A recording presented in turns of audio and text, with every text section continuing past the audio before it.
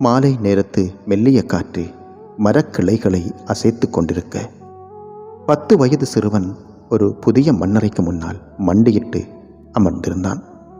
அது அவனது தாயின் மண்ணறை. அவன் கைகளில் ஒரு சிறிய தண்ணீர் குவளை இருந்தது.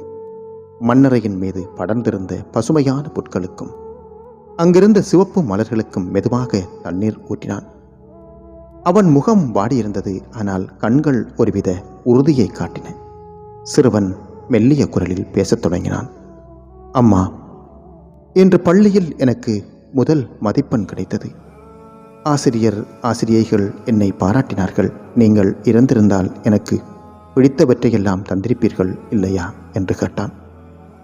பதிலே வராத அந்த மண்ணறையை பார்த்து அவன் பேசுவது பார்ப்பவர்களுக்கு பிடித்தது போல தோன்றினாலும் சிறுவனுக்கு தெரியும், தன் குரலை அல்லாஹ் கேட்கிறான். அந்த துஆவின் பலனை தன் தாய் அங்கே உணர்வார்கள் என்று அவனுக்கு தெரியும். திடீரென அவன் கண்கள் கலங்கின. அம்மா, நீங்கள் இல்லாத வீடு எனக்கு பிடிக்கவே இல்லை. ஆனால் நீங்கள் அடிக்கடி சொல்வீர்களே, மகனே, நான் ஒரு நாள் அல்லாஹ்விடம் போய்விடுவேன். அப்போது நீ எனக்காக கேட்கும் துஆதான் எனக்கு அங்கே வெளிச்சமாக இருக்கும் என்று கூறுவீர்களே. இதோ உங்களுக்காக நான் ஓதுகிறேன் அம்மா. அவன் தனது குட்டி கைகளை ஏந்தினான். அவனது பிஞ்சு விரல்கள் நடுங்கின. யா அல்லாஹ், என் அம்மா எனக்கு சின்ன வயதில் எவ்வளவு கருணை காட்டினார்களோ அதே போல நீ அவர்கள் மீது இப்போது கருணை காட்டுவாயாக. ரப்பிர்ஹுமா கமா ரப்பயானி சகீரா. அவர்களின் கபரை ஒளியால் நிரப்பு ரஹ்மானே. அவன் கண்களில் கண்ணீர் உருண்டு ஓடி அந்த மண்ணில் விழுந்தது. அந்த சொட்டு நீருக்கு உலகத்தின் எல்லா செல்வங்களை விடவும் மதிப்பு அதிகம்.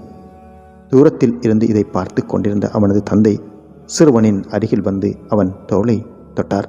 மகனே, உன் துஆ உன் அம்மாவை சென்றடைந்து விட்டது.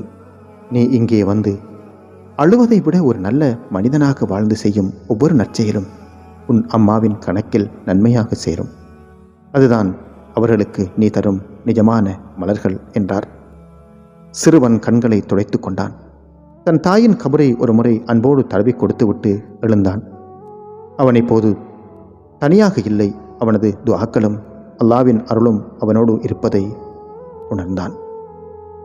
அன்பான சிறார்களே, பிள்ளைகள் பெற்றோருக்காக சிந்தும் ஒவ்வொரு துளி கண்ணீரும், கேட்கும் ஒவ்வொரு துஆவும் கபருக்குள் இருக்கும் பெற்றோருக்கு ஒரு பெரும் நிழலாகவும் ஒளியாகவும் மாறுகிறது. நாம் அவர்களுக்கு செய்யும் மிகச்சிறந்த பரிசு